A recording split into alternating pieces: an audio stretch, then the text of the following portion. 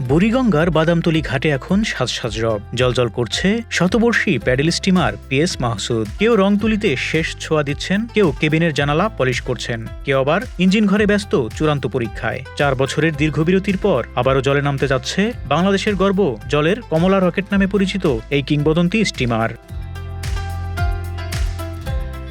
আগামী ১৫ই নভেম্বর নদীতে নামবে নবসজ্জিত মাহসুদ। তবে এবার তার গন্তব্য বদলেছে, আর খুলনা নয়, এবার চলবে ঢাকা বরিশাল নদীপথে। রাতেও কোনো ট্রিপ থাকবে না, কেবল দিনের বেলায় চলবে মাহসুদ। ঢাকা থেকে চাঁদপুর হয়ে বরিশাল, আবার বরিশাল থেকে ঢাকা। শুক্রবার ঢাকা থেকে যাত্রা শুরু করে শনিবার বরিশালে পৌঁছাবে এবং পরদিন ফিরবে আবার রাজধানীতে। এই পুরো সার্ভিস এবার সাজানো হয়েছে একেবারে রিভার ক্রুজ স্টাইলে। আধুনিক সুযোগ সুবিধা, নিরাপত্তা ও পর্যটন বিনোদনের সমন্বয়ে। দীর্ঘ মেরামতের পর ৫০০র বেশি যাত্রী ধারণ ক্ষমতা থাকলেও নিরাপত্তার স্বার্থে যাত্রী নেওয়া হবে সীমিত আকারে।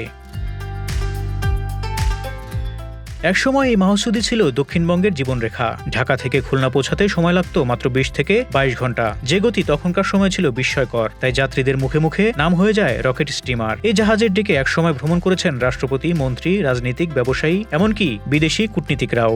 জানা যায় ইংল্যান্ডের রানী দ্বিতীয় এলিজাবেথও এক সফরে মাহসুদের যাত্রী ছিলেন। কিন্তু সময় বদলেছে। পদ্মা সেতু হওয়ার পর সড়ক পথের জনপ্রিয়তায় হারিয়ে গেছে সেই নদীপথের জৌলুস। আগে যেখানে ৫০০ যাত্রী যেত, সেতু হওয়ার পর ২০০ জনও হয় না, তাই স্টিমার সার্ভিস বন্ধ হয়ে যায়।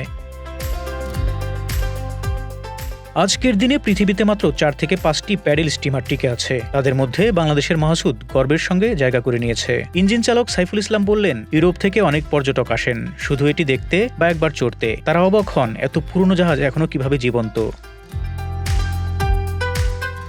৪ বছরের মেরামত ও সংস্কারে মাহসুদ পেয়েছে এক নবজন্ম। এতে যুক্ত হয়েছে ৪টি generator, updated radar, echo sound system, GPS ও কম্পাস। প্রতিটি কেবিনে নতুন এয়ার কন্ডিশনিং, নরম আলোকসজ্জা, আধুনিক স্যানিটেশন ও নিরাপত্তা ব্যবস্থা সংযোজন করা হয়েছে। প্রতিদিন যাত্রার আগে ইঞ্জিন থেকে শুরু করে প্যাডেল চাকা পর্যন্ত চলবে পূর্ণাঙ্গ পরিদর্শন। নাট বল্টু, ডিজেল লাইন, ইলেকট্রিক কানেকশন সবকিছু পরীক্ষা করা হবে আন্তর্জাতিক নিরাপত্তা মান অনুযায়ী।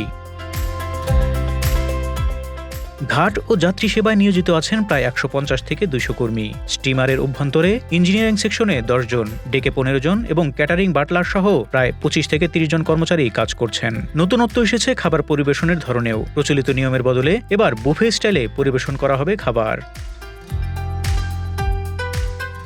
কেবিন সংখ্যা থাকছে আগের মতোই। প্রথম শ্রেণীতে ১২টি, দ্বিতীয় শ্রেণীতে 10টি। প্রতিটি কেবিনে যুক্ত হয়েছে নতুন সুযোগ সুবিধা। যাত্রীদের বিনোদনের জন্য সংযোজন করা হয়েছে ৯টি সাউন্ড সিস্টেম। আর প্রথম শ্রেণীর যাত্রীদের জন্য থাকছে একটি বিশেষ মিটিং সেলুন।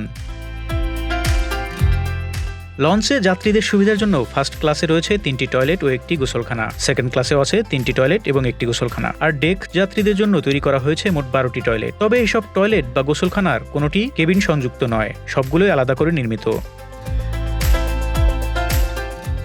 ভাড়ার বিষয়ে এখনো চূড়ান্ত সিদ্ধান্ত হয়নি। আগের ভাড়া ছিল এসি কেবিন ২০০০ টাকা, নন এসি ১০০০ থেকে ১২০০ টাকা এবং ডেকের ভাড়া পড়তো প্রায় ১৪০ টাকা। এবার তাতে কিছুটা পরিবর্তন আসবে। ঢাকা থেকে বরিশাল যেতে সময় লাগবে সর্বোচ্চ ১২ ঘন্টা। তবে অনুকূল আবহাওয়া ও জোয়ার থাকলে ৯ ঘন্টা ৩০ মিনিটেই গন্তব্যে পৌঁছানো যাবে।